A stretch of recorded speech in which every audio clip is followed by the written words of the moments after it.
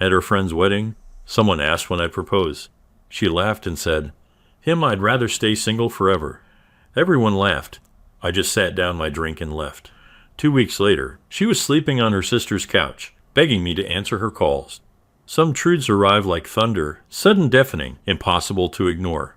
Mine came during the reception of Rachel's best friend's wedding, delivered through a champagne-loosened laugh, and words that can't be unheard. Let me rewind to how we got there. I'm Victor, 47, run my own commercial construction company. Built it from the ground up after 15 years working for someone else. I'm not the most sophisticated guy. Prefer jeans to suits, cabins to resorts, whiskey to wine. But I've done well for myself. Own properties across 3 states, no debt, solid investments, the kind of financial security that comes from decades of calculated decisions. Rachel and I had been together for 2 years. She's 39, works in pharmaceutical sales, beautiful, sharp, ambitious. We met when my company was renovating her office building. The attraction was immediate, the kind that makes you forget to finish your sentences. The relationship moved fast. 3 months in, she was practically living at my place. At 6 months, it was official. She gave up her apartment, moved her things in, settled into a rhythm of shared life. I'm not a man who does things halfway. I gave her full access to everything, added her to my accounts, gave her a credit card, keys to all my properties. If we were going to live as partners, I wanted it to feel complete. I even started designing a house I planned to build for us. Rachel had specific tastes, and I wanted to create something that would make her happy. Her friends were mostly other pharmaceutical reps, along with some college connections. All polished professional types who lunched at expensive restaurants and took boutique fitness classes. Not really my crowd, but I made the effort for Rachel, attended their dinner parties, their charity events, their birthday celebrations. They tolerated me with practiced politeness, occasionally asking about construction as if making conversation with a plumber. I didn't mind. I wasn't there for them. 2 years and things were solid. At least I thought they were. We discussed marriage in that hypothetical way. Couples do. Nothing concrete, but the conversation was open. I'd been thinking about proposing, had even looked at rings, wanted something special, not just off the shelf. I'd commissioned a custom design from a jeweler friend, something that incorporated elements of a vintage piece Rachel had once admired in an antique shop window. Then came Brittany's wedding. Brittany was Rachel's closest friend from college. They'd been sorority sisters, roommates, then maids of honor at each other's weddings, or at least Brittany had been maid of honor at Rachel's first wedding a decade ago, a marriage that lasted all of 18 months before her ex left her for his dental hygienist. The wedding was exactly what you'd expect. 500 guests, cathedral ceremony, reception at the most expensive hotel in the city, open bar, live band, photo booths. The works. I wore my best suit, made conversation, danced when expected, played my part. During the reception, Rachel and I were standing with a group of her friends, mostly couples, all drinking steadily as the night progressed. One of the husbands, Todd, I think, turned to us during a lull in conversation. "So, when are you two making it official? Rachel going to be the next one down the aisle?" Before I could answer, Rachel laughed. Not her usual laugh, something higher. Performative meant for her audience of friends. "Him," she said, gesturing toward me with her champagne glass. "I'd rather stay single forever." The group erupted in laughter. Someone clapped me on the shoulder, consoling. "Ouch, man." Another added, "Don't worry, Victor. She's just saying that because Brittany's dress cost more than your truck." More laughter. Rachel joined in, adding, "Seriously, though, can you imagine? Me in a construction trailer signing building permits for the rest of my life?" I didn't laugh, didn't argue, didn't create a scene. I simply set my drink down on the nearest table, looked at Rachel for a long moment, then turned and walked away, not just from the conversation, from the wedding, from the relationship, from the life I thought we were building. I could hear Rachel calling after me, her voice shifting from amused to confused, to concerned. As I continued walking, I didn't look back. In the hotel lobby, I ordered an Uber, then turned off my phone, went to my cabin in the mountains, the one place Rachel had always found too rustic to visit for more than a day. Spent the night sitting on the deck, watching the stars, feeling strangely calm for a man whose life had just imploded. By morning, I knew exactly what needed to happen. I drove back to the city and waited until Rachel would be at work. Used those hours to make calls to my lawyer, my accountant, my bank. Not out of spite, but out of necessity.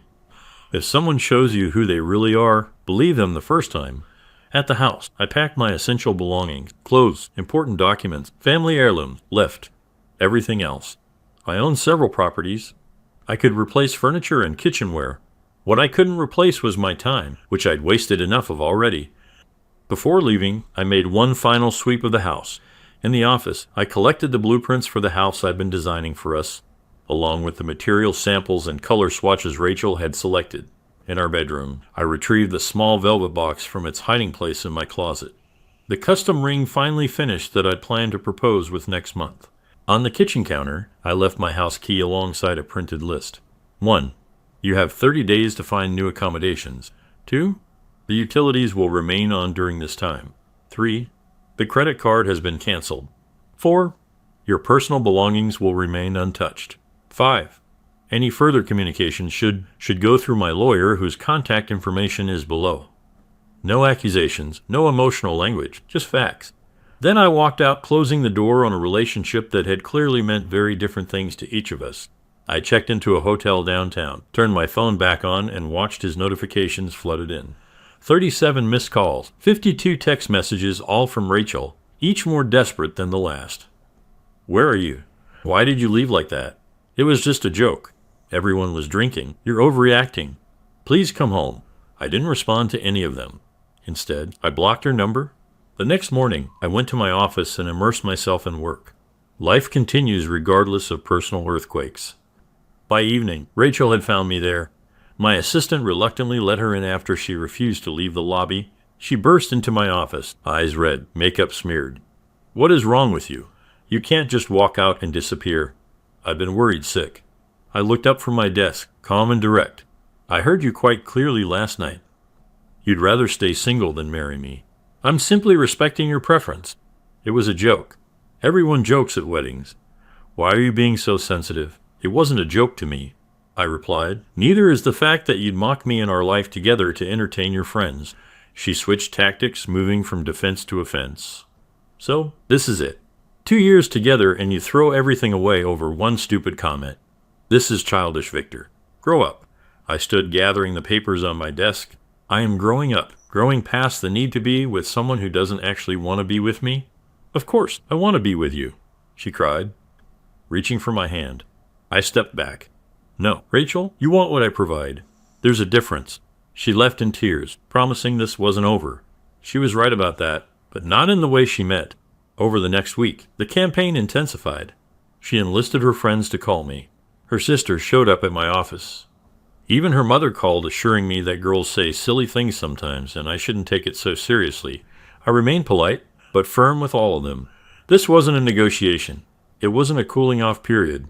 It was a decision made in the clear light of self-respect. On day 9, Rachel's tune changed. She discovered that the credit card had been canceled, that her access to my accounts had been revoked, that my lawyer had sent formal notice that she needed to vacate the property by the end of the month. The reality of the situation was finally sinking in. Her messages turned, bitter, accusing. I was controlling. I was punishing her. I was having a midlife crisis. I'd never really loved her. I continued my silence. Words had gotten us into this situation. They wouldn't get us out. On day 12, I received a call from a number I didn't recognize. Thinking it might be work-related, I answered it was Rachel's sister, Vanessa. Victor, she's a mess, Vanessa said without preamble. She's staying on my couch, crying all day, barely eating. Can't you at least talk to her? I've said everything I need to say, I replied. She made a mistake, a stupid, thoughtless mistake. But she loves you. She's devastated. She's devastated about losing her lifestyle, I corrected gently. There's a difference. That's not fair. She really cares about you. Then she should have considered that before humiliating me in front of 50 people. Actions have consequences, Vanessa. So do words. She sighed. I've never seen her like this. She's always been the strong one, the one who has everything together. She'll be fine, I said. Not unkindly. Rachel is nothing if not resilient. After we hung up, I sat in my office looking out at the city skyline. I felt no satisfaction in Rachel's distress, no vindication, only certainty that I'd made the right choice. 2 weeks to the day after the wedding, I was at my cabin enjoying the solitude. When my property manager called, Rachel had shown up at the house with a moving truck, attempting to remove furniture and artwork that wasn't hers. He'd refused her entry as instructed. She'd created a scene threatening legal action, causing enough disturbance that a neighbor called the police. I thanked him for handling it and asked him to send me the security footage. When it arrived, I watched without emotion as Rachel screamed at my property manager, as she tried to push past him, as the police officers calmly explained that she had no legal right to enter the property or remove contents without my permission. The next day I received an email from my lawyer.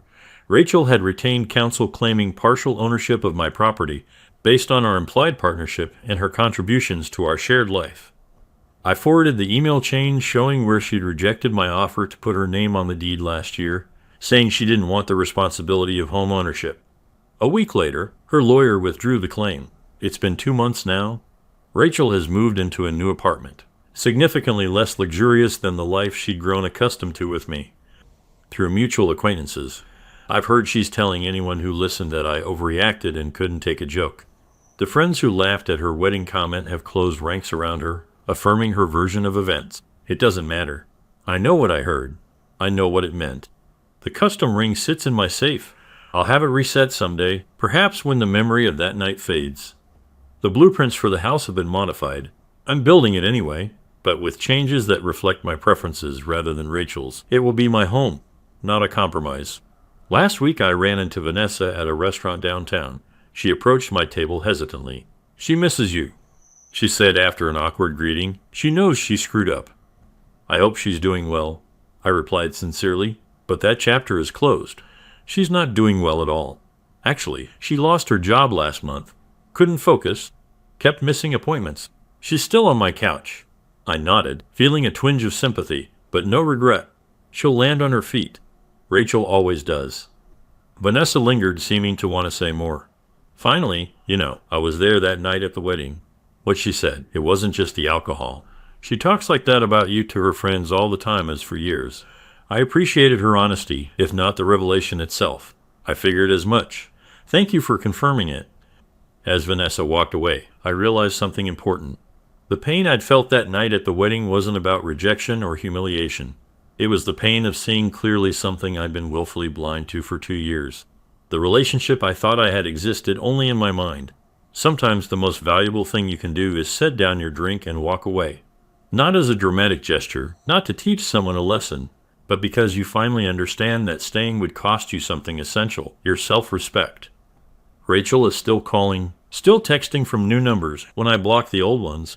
Last I heard, she's telling friends she'll win me back eventually. She doesn't understand that this isn't a game with strategies and scores. It's simply over. Some might call my response extreme. I prefer to think of it as appropriate. When someone tells you who they are, especially when they don't realize you're listening, believe them. Eat it. This blew up overnight. Some clarifications. 1. Yes, I owned the house outright before Rachel moved in. We were not married, and in my state, there's no common law marriage provision. She had no legal claim to any of my properties. 2. For those saying I should have confronted her at the wedding. Why? So she could deny it, make excuses, create a scene. Actions speak louder than words. Mine said everything necessary. 3. Many asked if there were red flags before this incident. Looking back, yes. Comments about how my work was just construction, reluctance to spend time with my family, embarrassment when I wore work, boots to dinner. I ignored these because I thought they were my minor issues that would fade as she got to know me better. I was wrong. 4. To the person who called me heartless for not giving Rachel a second chance. Self-respect isn't heartless. It's essential. Update. 3 months later, life continues on its new course. The house is taking shape. Foundation poured. Framing complete. I spend weekends at the site overseeing details, making adjustments. There's something deeply satisfying about building something exactly as you envision it without compromise. Rachel has finally stopped trying to contact me directly. Her sister called once more to say Rachel was seeing a therapist working on herself. I wished her well and meant it. Holding grudges takes energy, better spent elsewhere. I started dating again, cautiously. Had dinner last week with a landscape architect. I met through work. Intelligent, straightforward woman who asked thoughtful questions and actually listened to the answers. Too early to know where it might lead. But it was refreshing to have a conversation that didn't feel like a performance, the most unexpected development. 3 of Rachel's friends, the ones who laughed that night, have hired my company for renovation projects when the first one called. I assumed it was some kind of setup or attempt to create an accidental meeting with Rachel. But no, turns out they genuinely appreciated my work despite their personal loyalties. Business is business after all. I've learned that respect isn't just about how others treat you. It's about how you respond when they don't.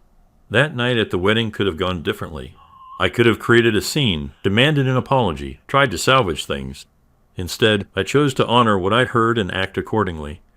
No regrets.